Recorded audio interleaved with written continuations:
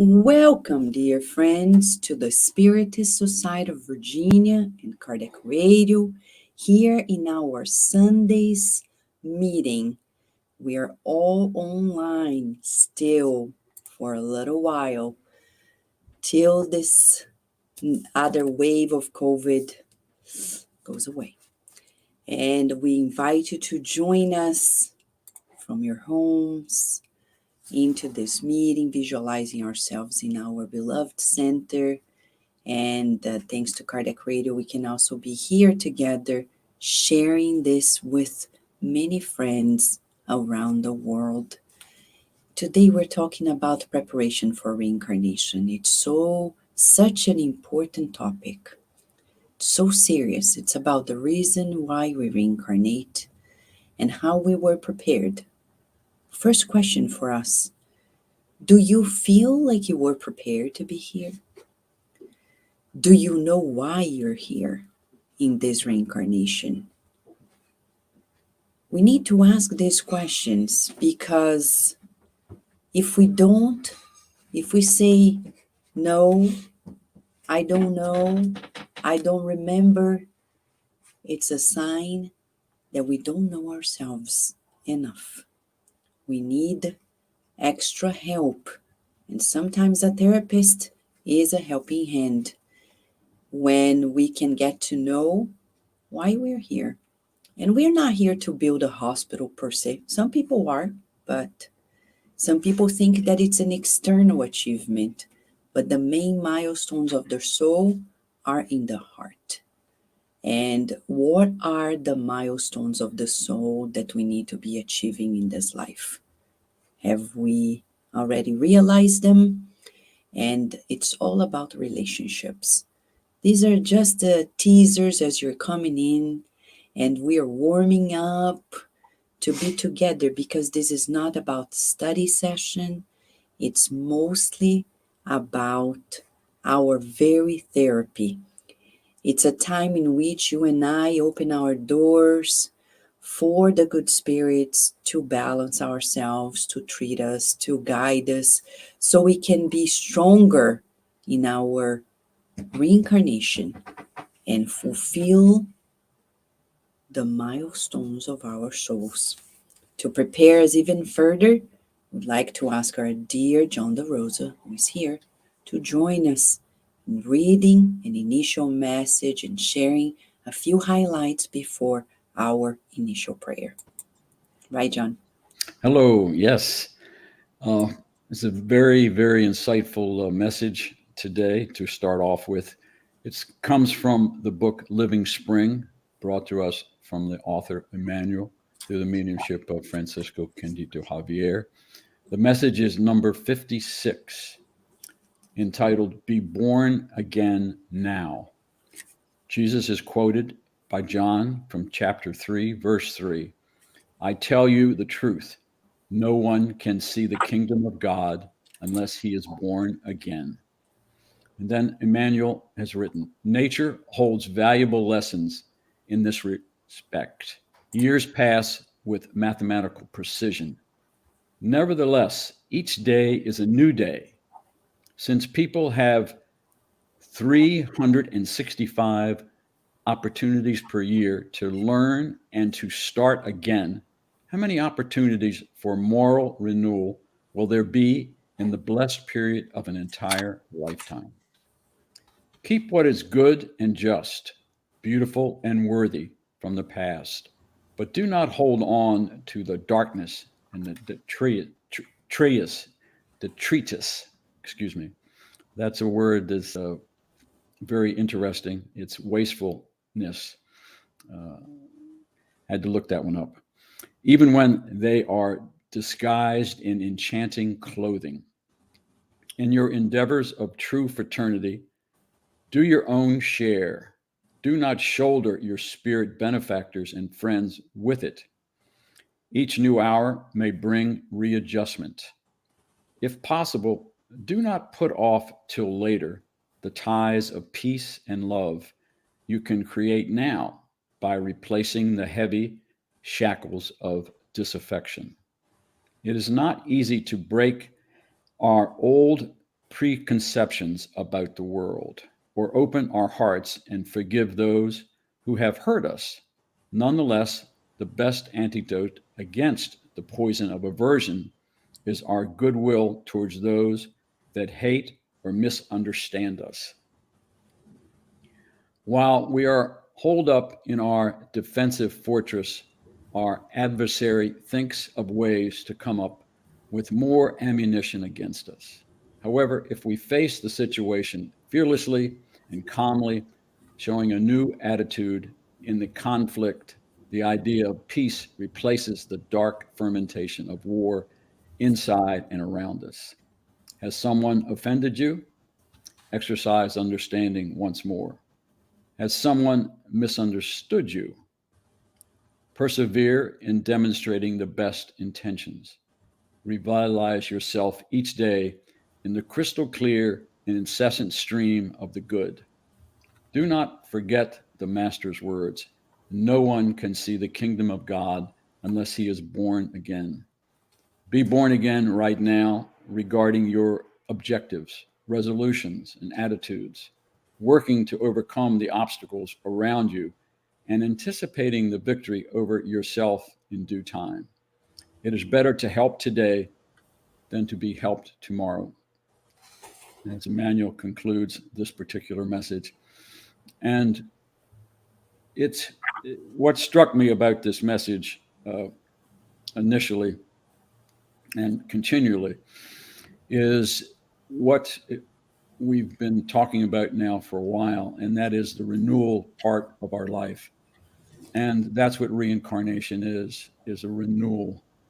And Emmanuel is stressing here that each day there's a possibility of renewing ourselves and pushing aside the material aspect of our lives each day and bringing in the goodness that we possibly can.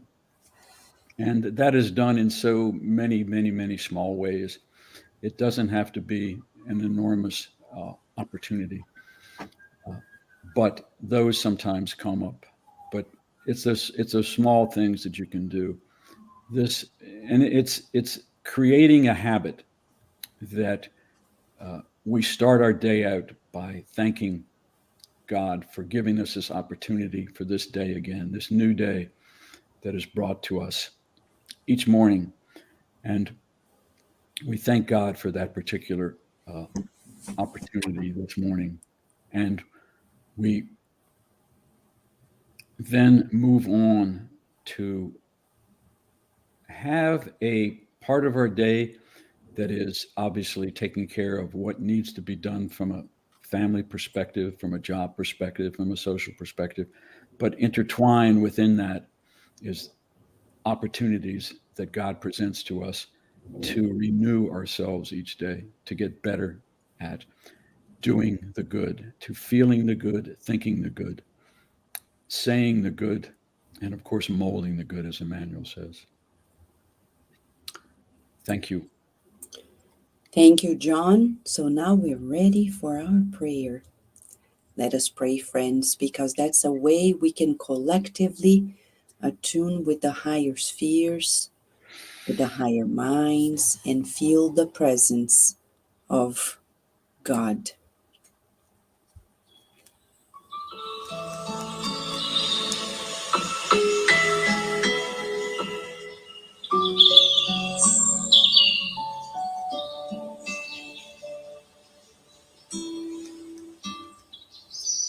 Dear God,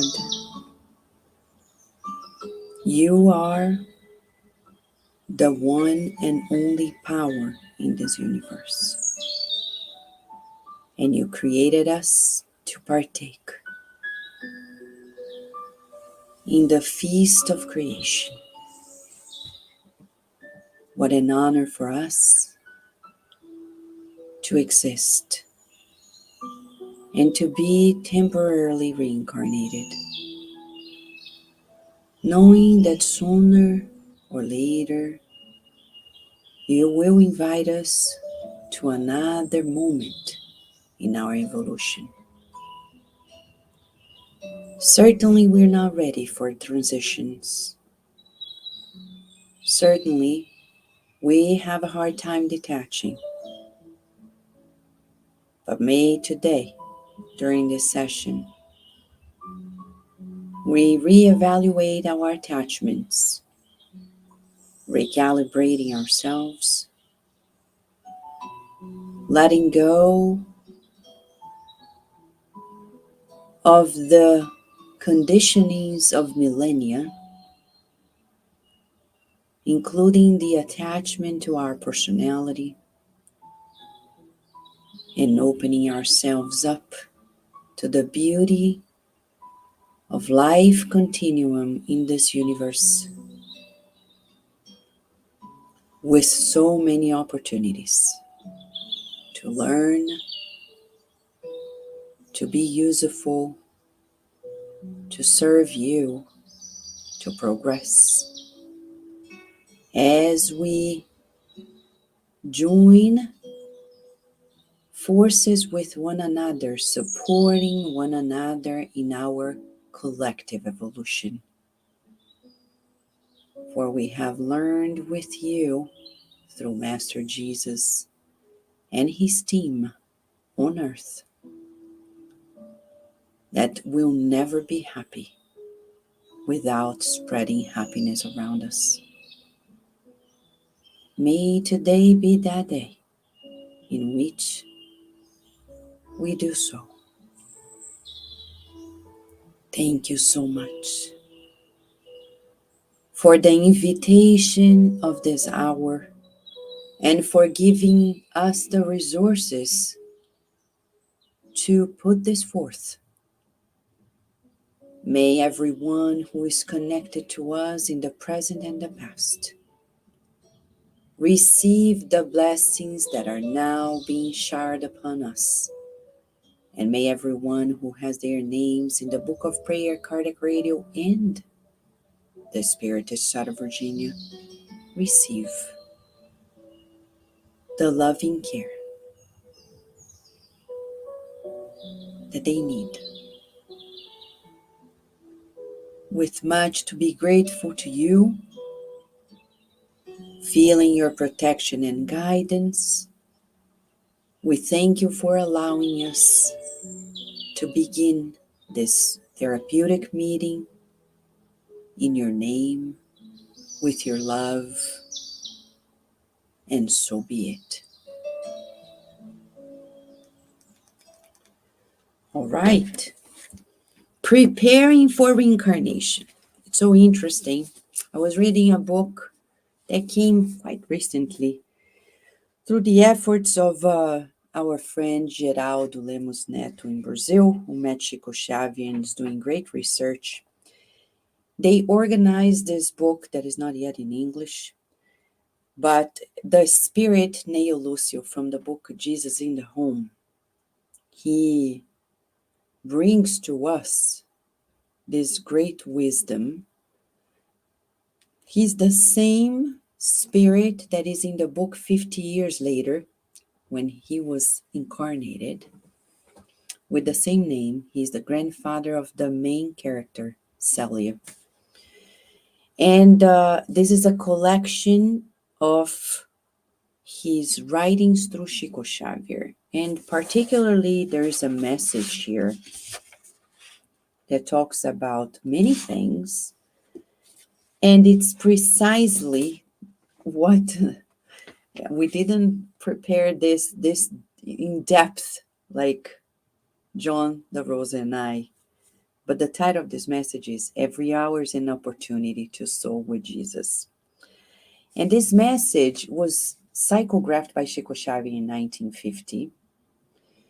And this was a familiar message when the family of Chico Xavier's boss used to gather together to pray. And then the spirit Neo Lucio comes to deliver this message.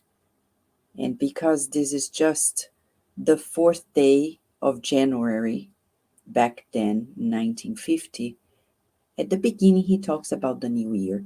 You and I are still in the first month of this new year, 2022. And there is a beautiful saying here. The new year is a blank book in which the pages ask us to write our noble obligations before life. May the friendly and luminous hand of the Master guide our hands. Every hour is an opportunity to sow with Jesus. And the new year is an asset of blessings. Let us begin our spiritual work with greater hope. He goes on, and then comes to the blessings of a family. We can't reincarnate without a family structure, in the sense of you need at least two people to do it, right? So she says the constitution of the domestic temple, as we studied last week, is not a work that you improvise, but the harvest of sublime love over time, demanding greater and firm attention each and every day. In this very statement, Neo Lucio, who was a great family member since ancient times, and in that last life, he was the very father of Chico Xavier's boss, who was a great person and a wonderful family member. The question for us is, how often do we form a family without actual planning? Often. This is often the case. We like somebody, oh, let's get married, let's be together, let's move in, oh, let's have children, or just, oh, I'm pregnant, and then we go on and on and on. Yeah, yay, and we don't think, we don't plan, and even when we plan the material part, but not the spiritual. And that's the most essential part. And he says, as we studied last week, that our home is a temple. It's not a work to be improvised. And it requires from us the sowing of sublime love over time, requiring our firm and greater attention each and every day. I know people who say, I want to find a person and have a tranquil life. That's the saying of a very entitled person who feels they deserve tranquility, the one that they have never created. They want people just to be slaves of their whims. I want a peace and quiet, but in my mind, there's no peace and quiet. So a family and a reincarnation requires planning, preparation, and for those of us who are incarnated, because we know at this very hour there are incarnates and discarnates connected to this program, being broadcast in two realms. Some are preparing to reincarnate, others, like ourselves, are already here.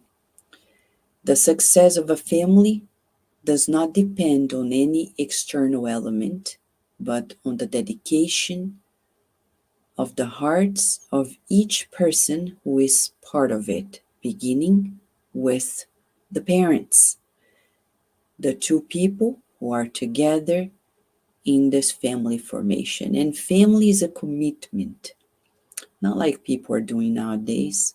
For anything or nothing, they just decide to split apart. They decide to go another way or to take the next challenge, another person, and the children are just in the way. It's irresponsible, and to say the least, it's childish. Here today we have Carol and Daisy who have prepared further instructions for us based on one of Andre Luiz' books through Chico Xavier. It is the book Missionaries of the Light. Missionaries of the Light talks about family reincarnation and how the beyond helps us in ways we cannot imagine. We're not talking about the reincarnation of a prince or a king or a princess or a queen, politician, the president of a country. We're talking about the preparation of any reincarnation existent on earth. Today, you will see that we have a clear invitation to reevaluate ourselves and find out why we're here, the ultimate question, and how much were we prepared to be here. So I pass the word to Daisy as she's here with us to lead us into greater understanding. Right, Daisy? That's right, Vanessa, and good morning, friends. We are here and we have so much to share from this book that Vanessa just mentioned to you, Missionaries of the Light. And as we start this presentation, and as Vanessa made this beautiful introduction, we might have several questions. Can a pregnancy just happen by chance? Two people get together. Sometimes it's what they call nowadays one night stand, and boom, then there is a pregnancy. Is that by chance? What is behind that encounter that seems just like one night, but can change lives? We might be asking ourselves, how are we prepared in the spirit realm before reincarnating, as Vanessa said? Are we prepared? Do we receive help from the spiritual realm? How our current emotions are linked to our past lives? Because sometimes we might receive a spirit in our home, and although we might love that child, deep inside, through our actions, we can tell that there's something there unresolved. How do the mentor spirits then intervene and help in the reincarnation process? Do we think they intervene? Or, as we talked at the beginning, is just something that happens by chance? How about the parents, friends? Do mothers and fathers have a particular role and mission? Why this particular mother and father was chosen and selected to welcome this child? And as Vanessa said, today we're gonna talk about the milestones of the spirit. Nowadays we talk so much about the milestones of the physical life, where our child will study, where our child will go to college, which school our child will study. What are the clothes, the toys that our child would have, the trips that we'll take, where we want to take our children to? But what are the big milestones of the spirit? And then how can we use, friends, our will to change our lives and change our lives of our children? These are just some of the questions that Carol and I will navigate studying this case of the book Missionaries of the Light, to try to dive deeper and understand how are we prepared for this reincarnation. So we start in this story, and these are the characters of our story. As Vanessa mentioned, this is not a story of a prince, of a politician, or someone who will be famous, who will come with a mission to change the world. No, this is the story of Sean. Sean, that we get to know in this book, Missionaries of the Light, who was a spirit who was still progressing, learning. He, as all of us, have a past that was very dark, with decisions, but he was in the spirit realm, working, trying his best persevering. And he was getting ready. It's getting close to the time he was about to reincarnate. And this is the family that is planned to welcome him. Rachel and Adam. They already have a little boy that is just a few years old. And Sean is supposed to come and join this family circle. But the experimenters are invited through the guide spirits who oversee this family to come and help. Because as they get closer to the reincarnation of Sean, as he approaches the couple, when we look closer to his sentiments, we see that he is going through deep sadness. He feels discouraged, he feels hopeless. And they describe that at times he's so sad that he's rebellious. It is because as the family, especially the husband Adam, feels the approach of the spirit who is getting ready to join the family, the feelings, the emotions at this very moment are of repulsion from one another. And Sean is feeling so depressed in the spiritual realm that the experimenter says that he is actually blocking the own help that he is receiving from the spiritual mentors. So that's why Andre Luiz comes with the mentor Alexander and others to help on this case. Why is Sean having these emotions before he reincarnates? Before we go there, let us then now turn the lenses to the parents. Andre Luiz describes the scene as seems to be a day-to-day scene. The families gather at the dining room table.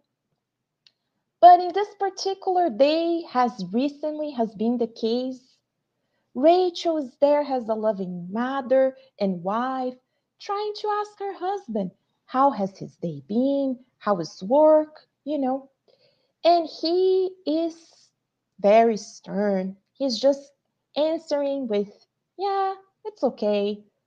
Yeah, work is just work.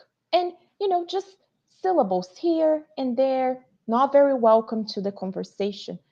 And the spirit mentor says, this is very, very deep. On the surface, it seems like maybe the husband is just having a bad day, doesn't want to talk as much. But the mentor says the fundamental theme of a family is the fraternal communication. The importance of have this open communication, especially between the couple. And as we look closer, what are the emotions behind Adam? Is he just having a bad day at work? As we get to know more the story, we get to see that deep inside he has feelings of hatred, jealousy, repulsion for Sean as he is approaching the family circle. He is every night as he goes to sleep, and his very spirit disengaged from his physical body. He has the same dream. He dreamed of this person, this man approaching him, kind of like a beggar, begging him, and he feels that repulsion. He feels that that person is here to get me. There's something behind this. It's like he will come and stab me from behind. And Rachel, on the other hand, she has, although at the scene, she's worried about her husband, she has an uplifting personality. They describe her as a joyful mother. She's loving, she's kind, she's understanding, and she's there encouraging her husband, trying to, the best of her abilities, be a loving wife, a loving mother to her children. She loves her husband. So, friends, this is the scenario that we are in. But what is the story behind this? Because, like we said, on the surface, we look at this day to day routine activities that are happening in the home, but when we look down at the emotions, and then we can get to see the story behind it. In a previous life, in a duel, Sean and Adam were in a duel. Rachel at the time was the reason behind the duel between the two men. She at this life had fallen into prostitution. And through that duel, Sean, who is getting ready to reincarnate and join this family, killed Adam. So then we get to know, friends, the reason behind those emotions. Emotions that comes from our instinctive tendencies of the past. So, this is the scenario that we are in. And the mentors come to help. They explain that before Rachel and Adam reincarnate in this life that they are now a couple and a family, Adam and Sean in the spiritual realm had reconciled, and Adam had accepted the opportunity to welcome Sean as his son, to learn to what, friends? Learn to forgive, learn to love irregardless, because that is the role of parents, right, to their children. Love their children. But they explain, as we reincarnate, we are in our dense physical bodies. We then forget the commitments we made in the spiritual realm without reincarnating. And in this case, then they are called to help. Which brings us to our second point, the spiritual intervention that happens. Yes, friends, as we read this book and all the books by Andre Luiz, we see that there is so much help that we receive from the spiritual realm. That answers our first question. Is a pregnancy something that happens by chance? No, definitely not. We get to know in Spiritism that a reincarnation is planned, friends. Andre Luiz explains in this book that there is a whole department in their spiritual colony, in all the spiritual colonies, that is specifically in charge of planning the reincarnation of those spirits connected to it. From planning the physical body, each of the organs, going to details of the cells, to the opportunities that that spirit will have in the reincarnation, planning for the parents. So there is so much happening behind our eyes that our eyes cannot even see. and to help this family. It is so beautiful because Andre Luiz describes that because of the presence of the mentors there, through the scene during the dinner, they were able to inspire the little boy, the little child, to then ask his father, Father, can you pray with us before we go to sleep? And, you know, he was very touched. And at that evening, before going to bed, they describe that the family joined in a short prayer, but so powerful that they could see the light coming, especially from Rachel, the mother, enveloping her son, her husband, and the mentors there, supporting this family. They go to sleep, and the mentors use this opportunity to come and help. Mentor Alexander approaches the father in a loving gesture and says, Adam, we are here to help you. And he sees that Sean is there and he says, please, emissary of light, I feel that this man is here to destroy my family. Please help me. And he says, Adam, let us open our hearts to forgiveness, because it will be easy for us to be around of those spirits who are loving and caring towards us, but we are called in as we reincarnate to learn to forgive. So, how can you turn away a beggar, a spirit who is here begging for your loving kindness, asking for forgiveness? Open our heart, my friend, to this opportunity to reconcile. And through the words of Mentor Alexander, he reminds Sean and Adam that without human reconciliation, our glorious integration with the divinity will never be possible, friends. And we are only able to reconcile through the ties of reincarnation. And as soon as Adam sees the humility behind Sean's eyes, and in a gesture of kissing his hand, the mentor described that it's like the shell around him that was blocking him dissolves, and he is then able to embrace the spirit who has truly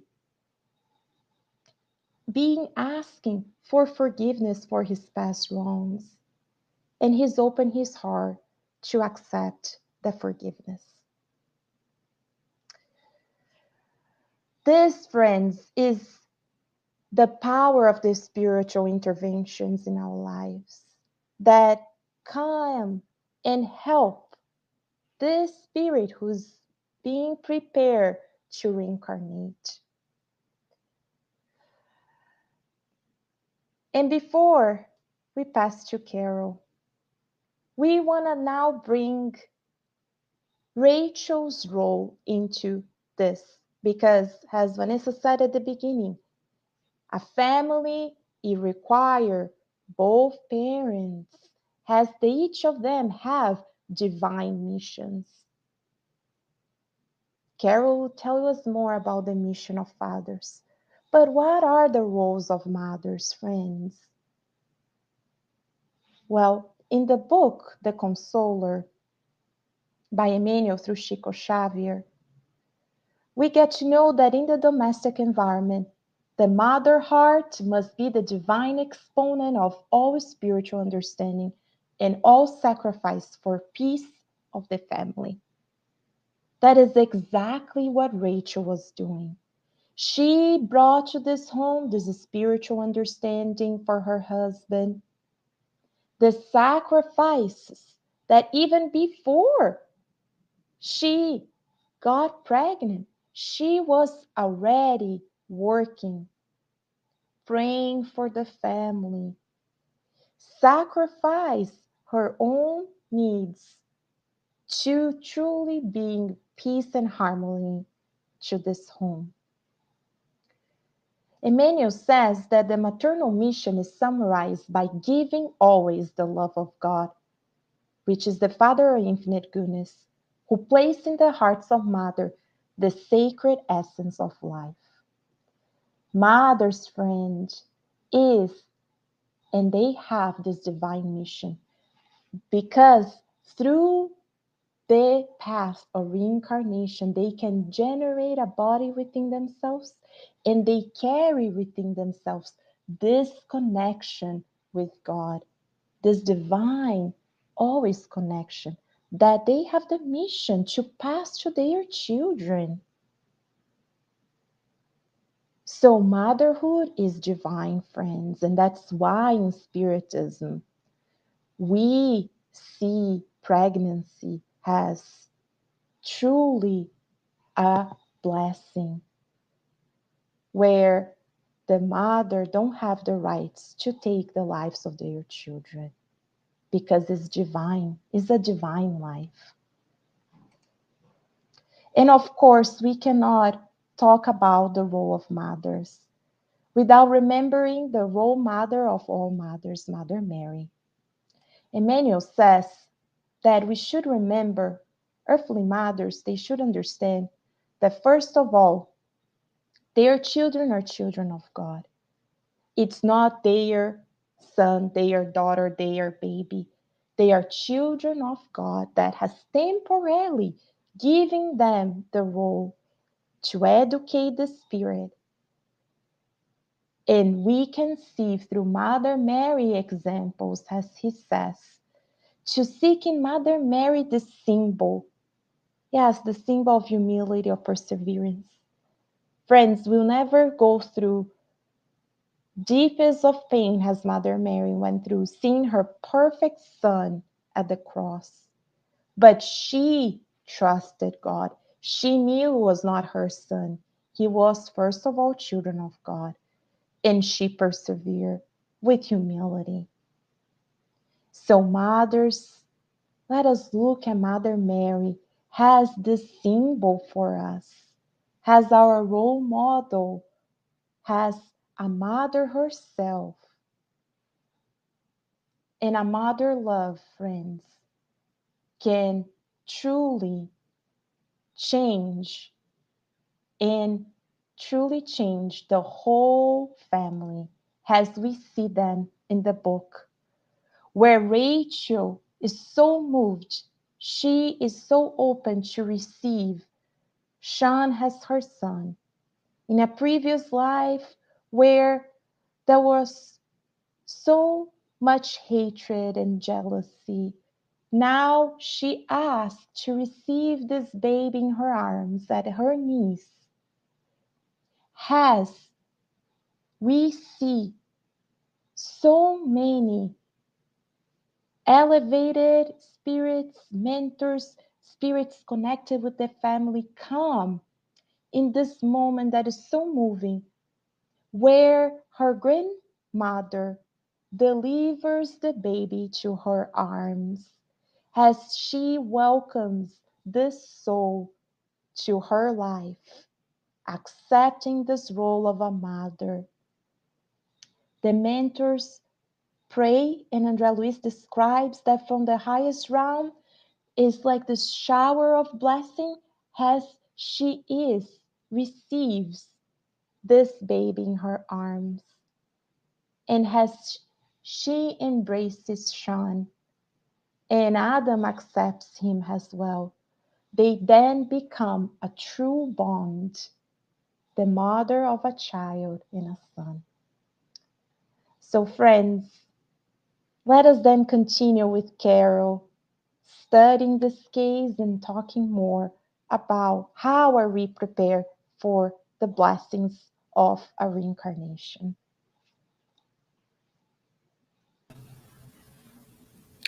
Thank you, dear Daisy, for guiding us through this beautiful journey.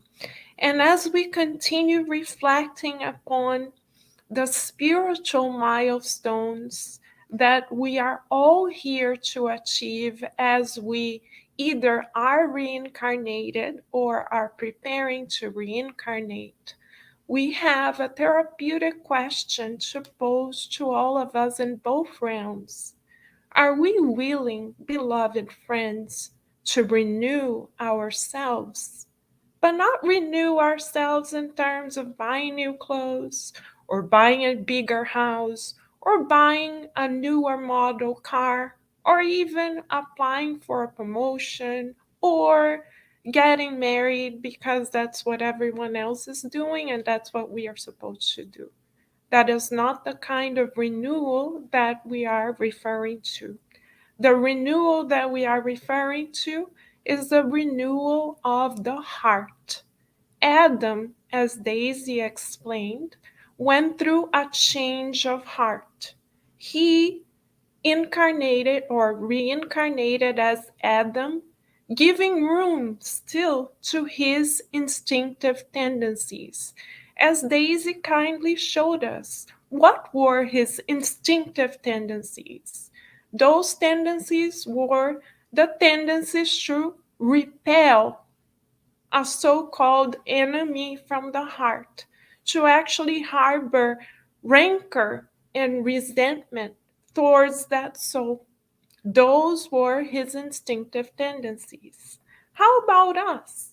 If we were to take an X ray picture of our spirits right at this moment, or of our souls right at this moment, what would our emotions show if we had a camera that could capture our emotions? What would we see?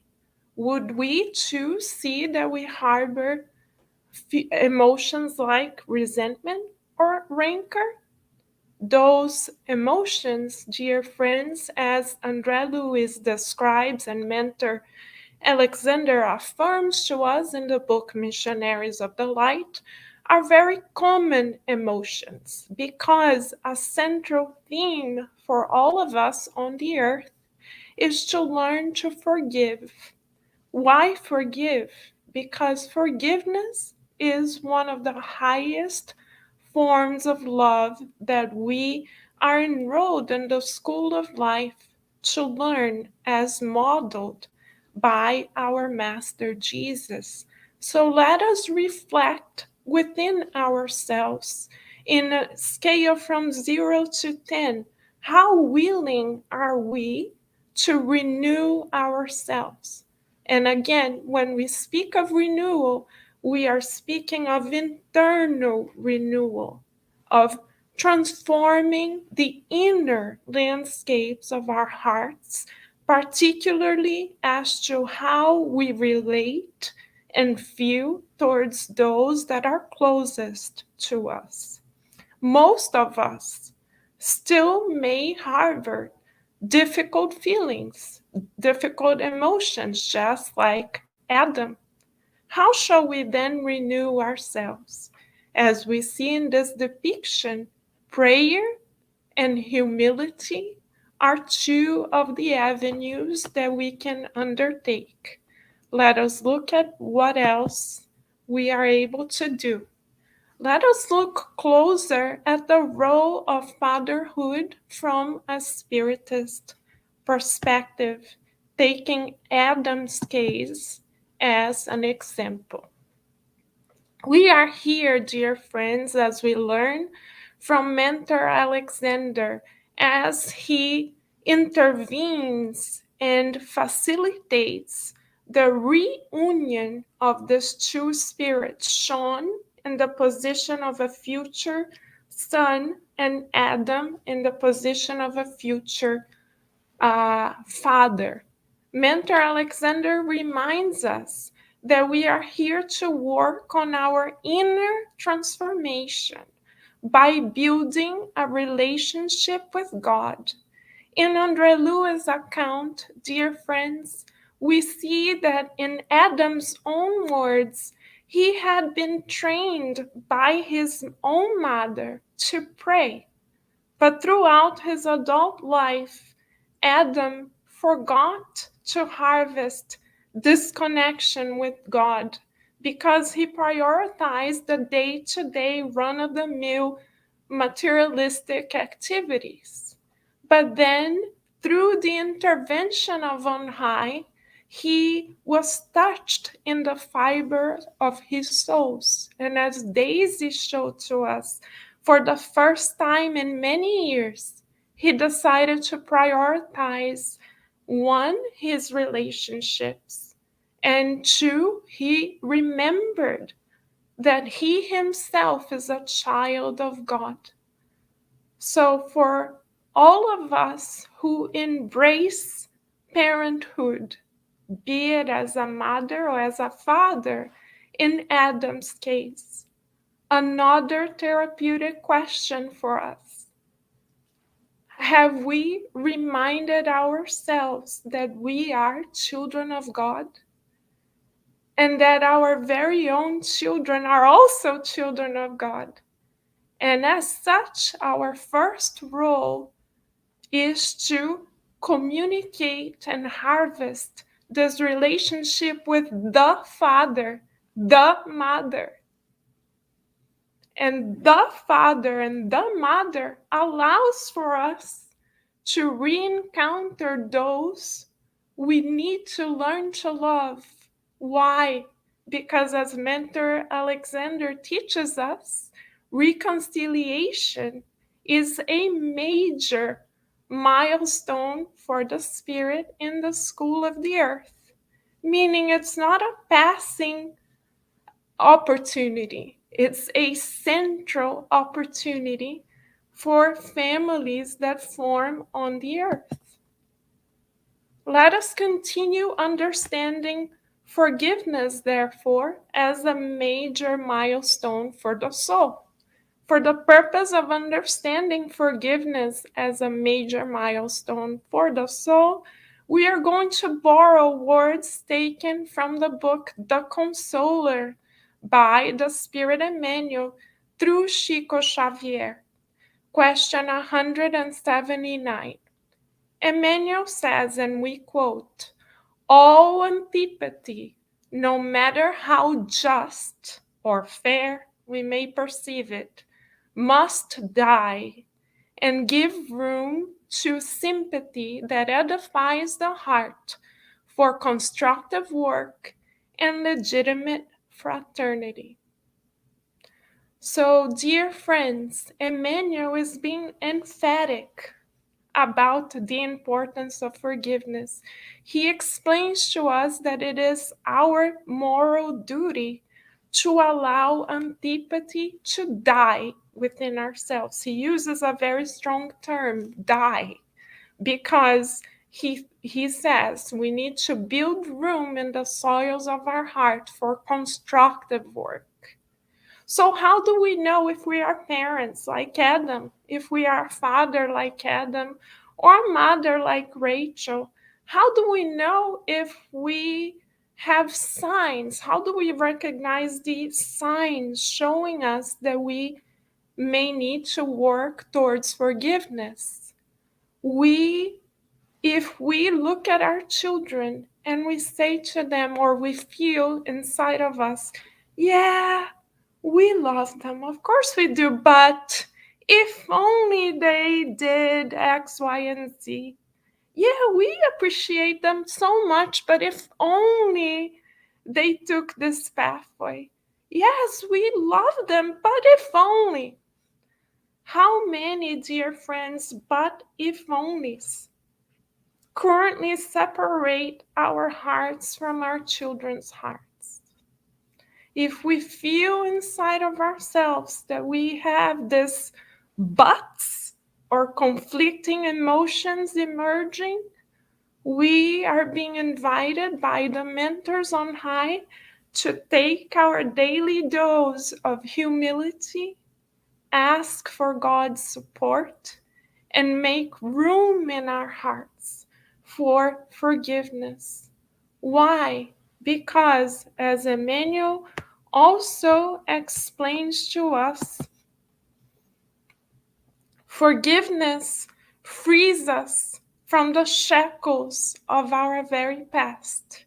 When we are resistant to forgiveness, dear friends, it is as if we constructed a vibratory prison around us. And we have the key to open that door right in front of our hands. Like Adam, Adam had a whole team of spirit mentors supporting him. Rachel could feel their presence. The little baby boy could feel their presence, but Adam was not vibratorily able to feel their illuminated presence. Why?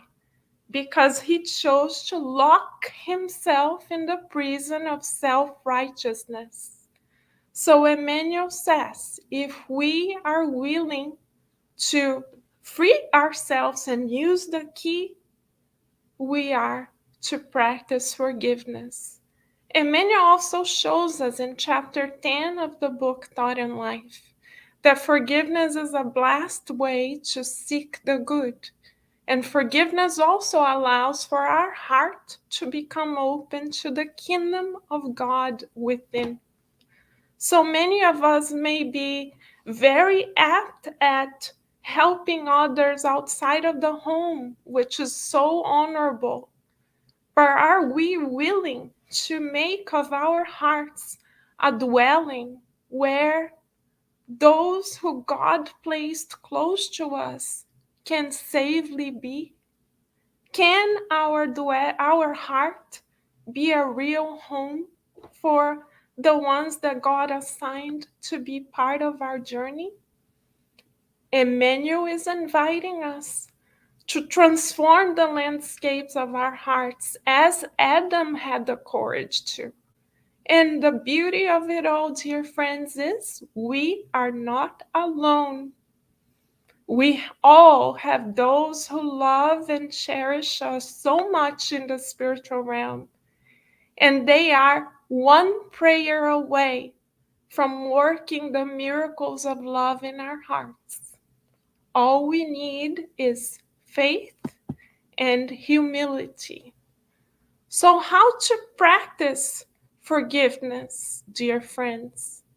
We can practice forgiveness by embracing children that are under our care, under the wings of understanding and tenderness, says Emmanuel in the book Sex and Life, page 47.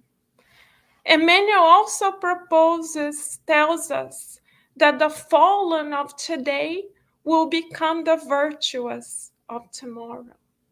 So what is he saying? He's saying that as we look at those who we are tutoring temporarily as our children, we are being invited to look at them as gifts from God, as children of God, as immortal spirits, knowing that no matter where they are in their pathway, even if they are quote unquote fallen temporarily, they are bound to become the virtuous of tomorrow, because this is God's will. And then Emmanuel also reminds us that no one is apt to accuse others.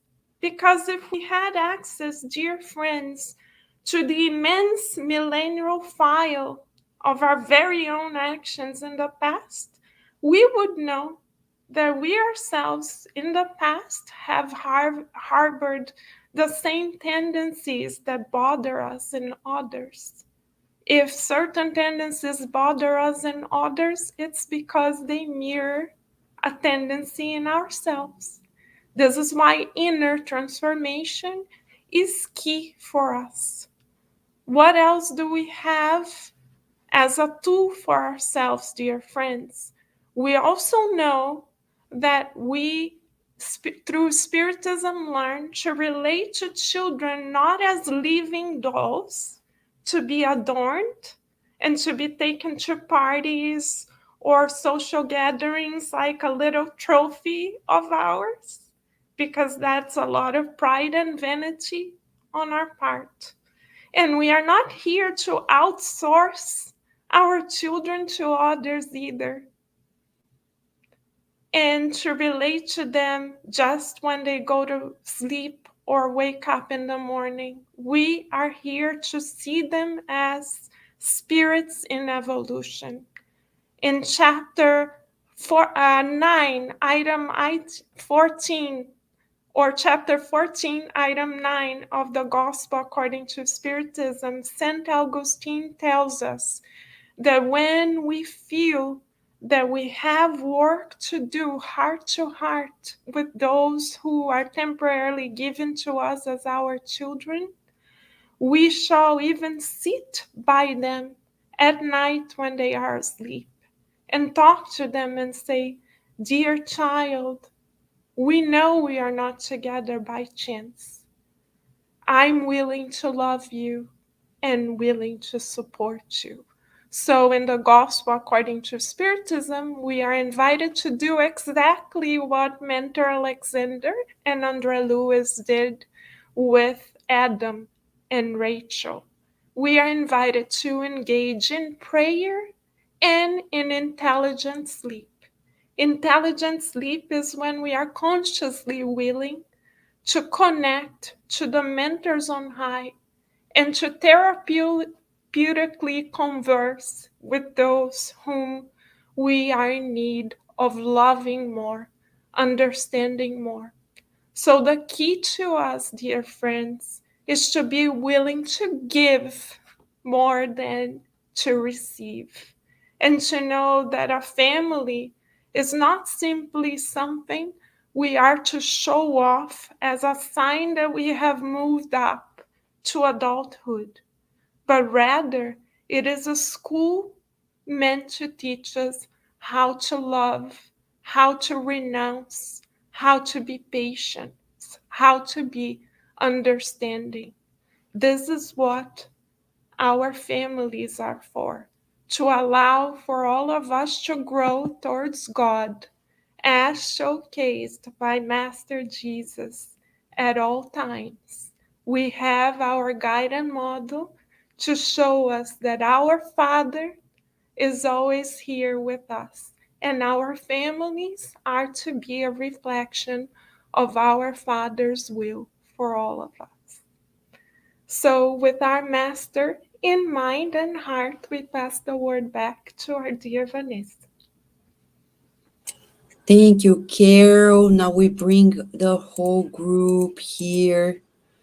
Before we go to the passages and the prayer, these instructions bring so much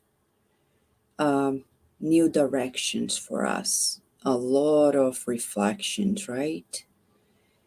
And if we, as Anna Martins just said here, we have to remember every day that we are spiritual beings. It's so right what Anna says, and yet so many people tell me, "But Vanessa, I'm afraid because when I think of death, I'm like, I don't want to die. I don't want to think about it."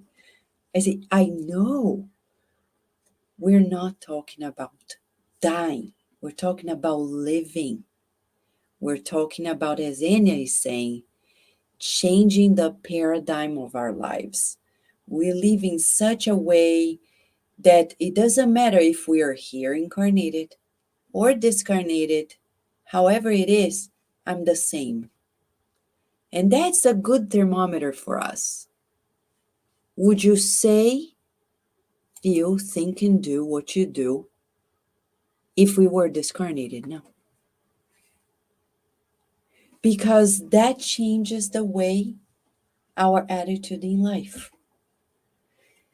For example, since we're talking about family, let's say I have a family member who is troubled. Who doesn't? Hopefully, we're not the troubled ones, but who knows? In the eyes of others, we may be the troubled ones, but you never know. But let's say we have a troubled family member, we want to reach out and help, but it's so much work. Mamma mia. And we say, oh my, I'm not going to get involved. I'm not going to do this. It's not my problem. It's their problem.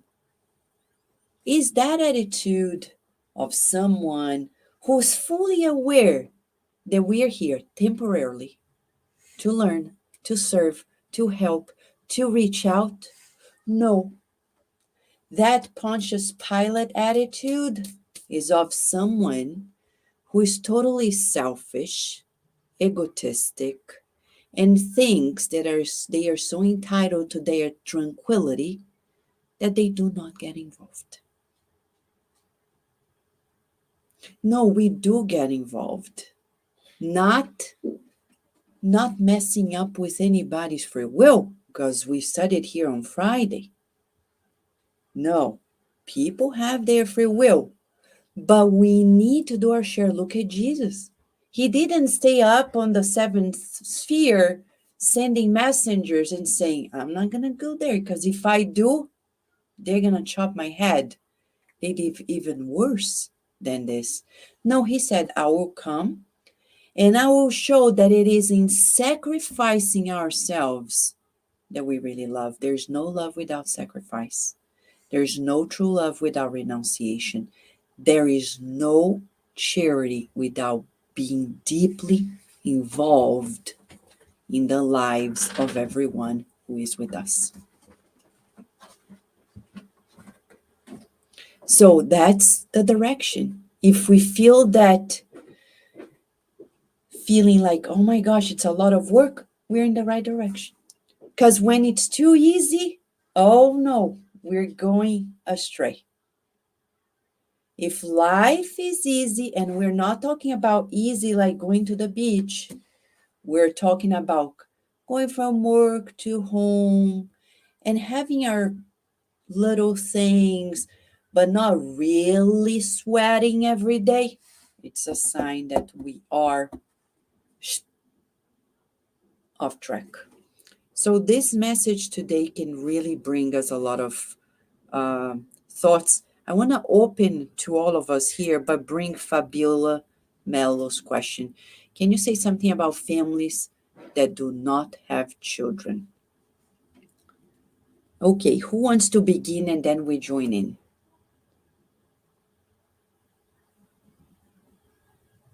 Yeah, couples who are together and have no children. Anybody step in? Yes, John DeRose. It opens you up to help other families. I mean, God does everything for a reason, as we all know. So there's got to be other people in your life that you know that you can help. And this is the blessing that God gives you. He gives you that entree to do that. And it's like people that struggle with fertility. And that happens for a reason, because there may be a child that you need to adopt to bring into your family. Okay. So we must look at God as we talk about often. God is not a punisher. God is a teacher. And he's always teaching us something. And this is a great question, Fabiola, that so many of us need to understand and to learn in our society. And we're being taught this lesson now during this virus time. That you can help. I remember a lady when I was delivering some food, and it was the beginning of the virus a couple of years ago, and she had children at home that had to be homeschooled, and I said, I bet you there's somebody in your neighborhood that can help you with homeschooling of your children. Yeah. So the opportunities are enormous. It's just a matter of us opening our wonderful mind and heart to people. It's so true, John. Yesterday, as we were talking with Dr. Post at Cardiac Radio, we were talking about Alzheimer, but he brought a piece of research that could serve a purpose here in what you said as well, because he said studies show that depression can escalate for caregivers. But if you give them 1 day of a break, it may bring them back to baseline, meaning you can reverse it. And sometimes depression is about the load of stress. As a neuroscientist myself, I've studied it, how chronic stress can lead to depression. So for what I see, I think your take is precisely the Spiritist view. And we would go back to what the good spirits say in the Spirit's book. The root of all evils is selfishness. So for those who don't have children, you have only two choices. Either you find the children of somebody else to help out, or you find another cause to dedicate your lives. But to live as a couple without children, just taking care of themselves, of yourselves, whomever they are, it's selfishness, selfishness, selfishness. And recently, Pope Francis, as undoubtedly a leader on earth, he is, of course, Jesus is the leader, but he's certainly a leader, for a spiritual leader. As much as we talk about the Dalai Lama, we talk about the Pope Francis, Divaldo Franco, and many others. And we see Pope Francis, who knows a lot about humanity on earth, saying how selfish it is for couples who decide just to have dogs instead of adopting children. We're not talking about having more children than we can afford and then we can actually educate, but we're talking about, I know many couples who say, I don't want the trouble of raising a child because it's different. It's maybe similar to taking care of a dog, but it's not quite. It's much different. And there are many kids who need foster homes. The other day, Virginia, who is in third grade, she told me, oh, my friend X said he is a foster kid. And I said, oh, really? He shared it with you? Yes, he shared it with us. And how did you react? What did you say? I said, good. Great, Virginia. Because he found a family who cares for him. But you don't even need to have a partner to be a foster parent. But what do we prefer? To think of our things and to go our way, easy breezy, lemon squeezy. That's how we go by our days. We don't want to sacrifice. We don't want the sweat of every day. We don't. And that's how we end up failing in our reincarnation. Look at the book, The Messengers. There is a particular case of a man. In his reincarnatory plan, he was supposed to take care of his 6 siblings. And what did he do? He washed his hands and said, they're not my children. They're my brothers and sisters, but I'm not supposed to be the parent. So he decided to get married to somebody who was not in the plans and forget about the children.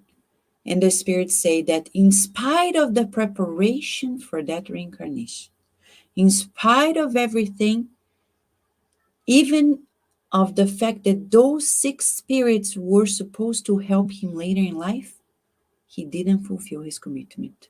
And that's the story of many people on earth, hopefully not ours. But the question is, what is our direction? Are we fulfilling what we have to fulfill? Or we are feeling like a victim? So to wrap up this conversation about how to evaluate ourselves, one symptom that we have in us that we can identify if we're in the right direction or the wrong is also the feeling of victimization. If we're feeling like, oh, but I'm trying my best and life doesn't happen the way that I expect, as if I'm a victim of life, as if the world does not present the opportunities to me, that's a sign that we are off track. We need to get rid of that victimization card and say, I own my reincarnation.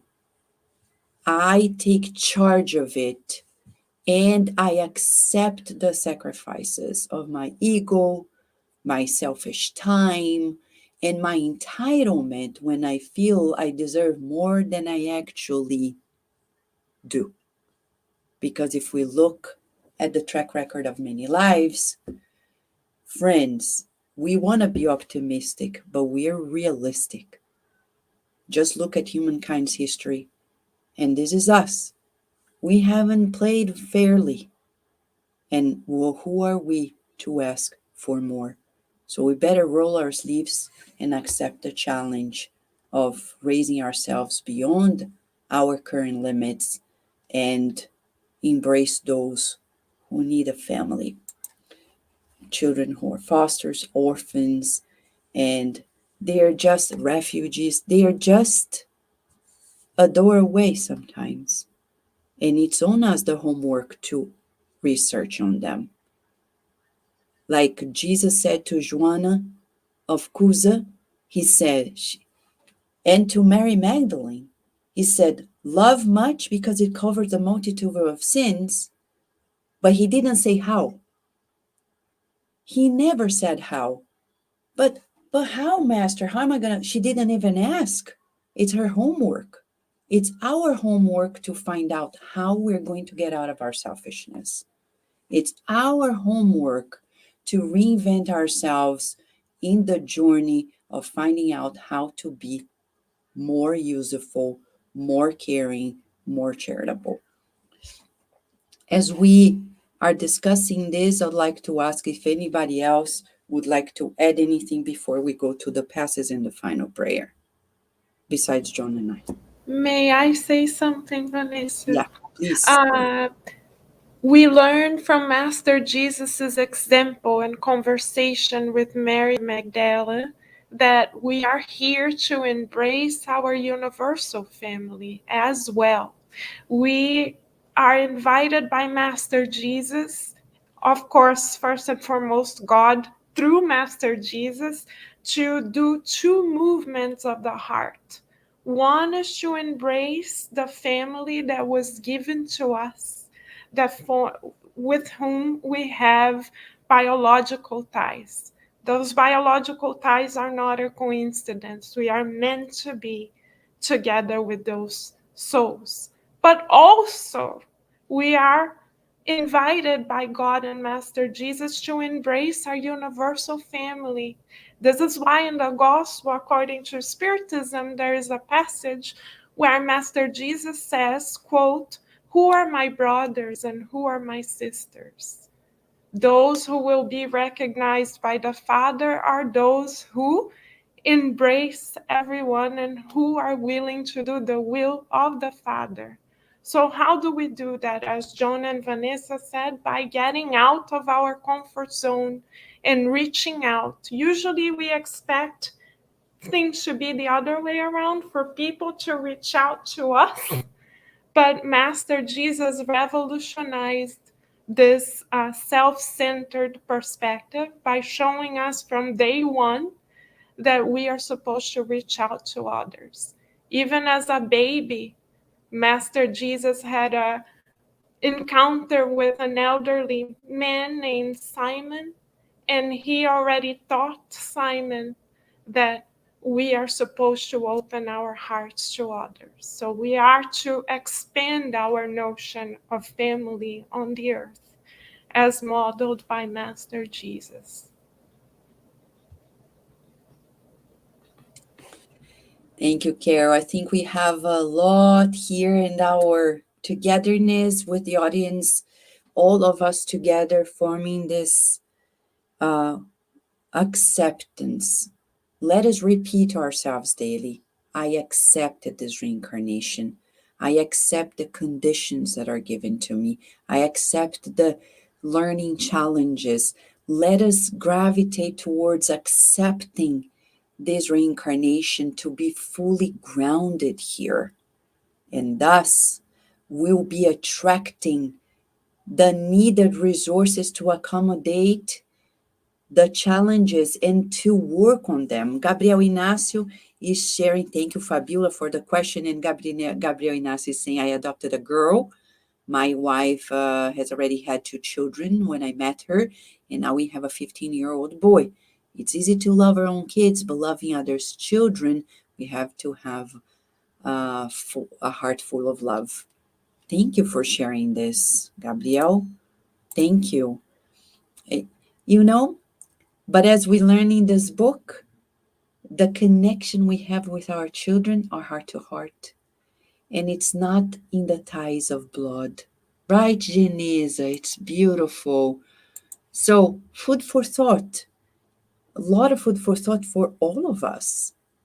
As John began saying and Carol wrapped it up, it's about the universal family. And that's one milestone for the soul, to love others in spite of our family ties. If I am still in this selfish mode, like, oh yeah, Sunday I would go visit this person because they are my mom, my sister, my brother, but why am I going to visit that person? They are not in my family circle. What is in for me? If we still have that mentality, we need to change a lot. So, friends, here we go. Let us allow all of this instruction to be absorbed by all of us. And as we embrace this reincarnation, the blessings of it all, let us follow the lead by our dear friend Luciana, who will take charge of the passes moment, followed by Paloma with the final prayer. So let us close our eyes and feeling the presence of the doctors and nurses, our dear mentors, Master Jesus and Mother Mary surrounding us. Let us visualize these rays of light healing us, spiritually speaking,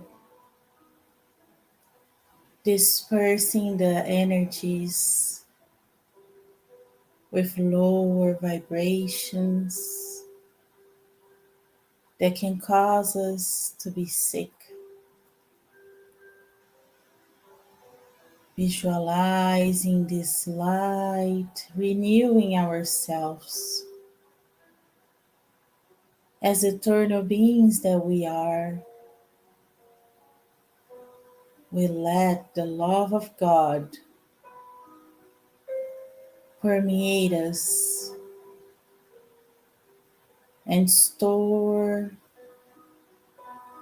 everything in us to be aligned with His love. Sentiments of selfishness, anger, jealousy are being dissolved and sent away. And now this light can closer penetrate our physical body and align our chakras and align this physical body with God, with the joy of life, and helping us to be healthy as we allowed the flow of love flow through us. We visualize healing remedies falling on us, our cells, our organs, and our body is receiving the treatment that is necessary to heal ourselves in this moment. And as we continue allowing these remedies cure us, we also visualize this healing light enveloping our homes, our loved ones,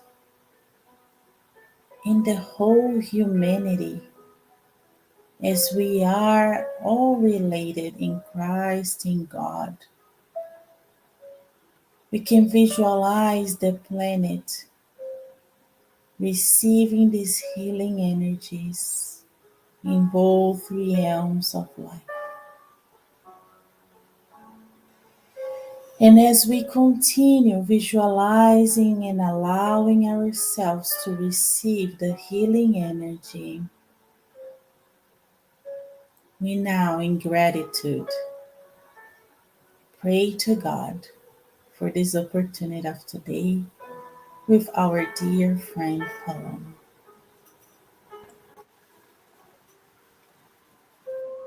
Dear God, we want to express our gratitude for the gift of our lives. Today's reminder of the importance of reincarnation, our lives, and the ones around us. Inspire us to continue on this journey alongside you.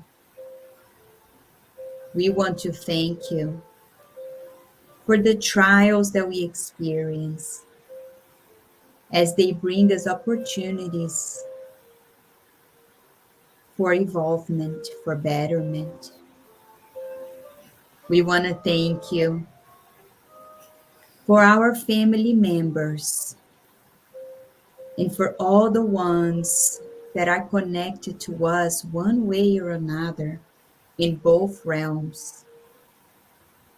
Thank you for our parents for allowing this reincarnation to be. Thank you for our children for allowing us to help them in their reincarnation. Thank you for our guardian angels and spirit mentors that support us and instruct us at all times. Thank you for Spiritism, as it brings a unique perspective to our lives and understanding of why things happen and what is to come for us. Thank you for sending Master Jesus, our best friend, teacher, guide, and doctor of our souls, for exemplifying for us what it is to live according to the divine laws. And thank you for your trust, dear God, in each one of us, knowing that we will get there, for bringing to us these opportunities, for being with one another, connecting with all and everyone that is in this program at this very moment, supporting each other. Thank you always, dear Lord of our lives, and with immense gratitude, we ask to close these moments of learning of today, and so be it.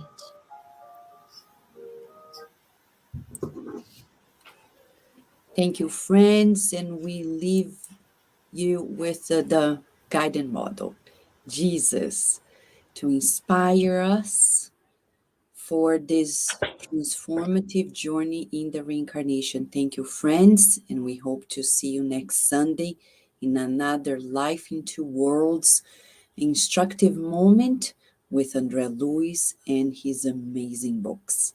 Thank you.